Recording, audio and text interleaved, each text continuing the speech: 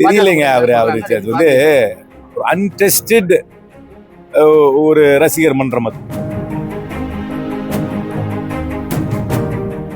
நான் உங்ககிட்ட பேசுறேனே, ஒரு பிரஸ்ல பேசுற மாதிரி விஜய பேச சொல்லுங்களேன், ஒரு பேட்டி கொடுக்க சொல்லுங்களேன்.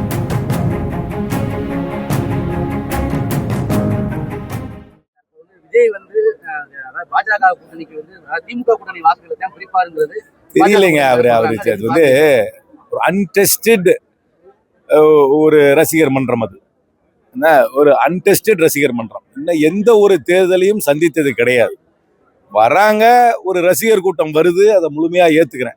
அந்த ரசிகர் எந்த எந்த நிலையிலிருந்து, அரசியல் நிலையிலிருந்து வருகிறார்களா இல்ல அரசியலுக்கு அப்பாற்பட்டு வருகிறார்களா எனக்கு சொல்ல தெரியாது. அவர் படத்தை நான் பார்த்தது இல்லை. அவர் ரசிகர்களை வந்து எனக்கு என்ன மாதிரி ரசிகர்கள் இருக்காங்க எனக்கு தெரியாது. அதனால ஒரு அன்டெஸ்டட். இந்த எலெக்ஷனுக்கு அப்புறம் பார்க்கலாம் அவங்களுக்கு என்ன வாக்கு சதவீதம் வருகிறது. அந்த வாக்கு சதவீதம் வந்து சீட்டா மாறுதா, அப்படியே மாறினா யாருடைய ஓட்டை வாங்குறாங்கன்றதா எலெக்ஷனுக்கு அப்புறம் தான் தெரியும். இப்ப எல்லாமே ஸ்பெகுலேஷன் தான். அந்த ஸ்பெகுலேஷன்ல ஒண்ணுமே சொல்ல முடியாது. ரெண்டாவது அவங்களுடைய பொசிஷன் என்னன்னு எனக்கு தெரியவே தெரியாது. இது வந்து விஜய் வந்து வராரு, ஒரு 2-3 லைன் பேசுறாரு.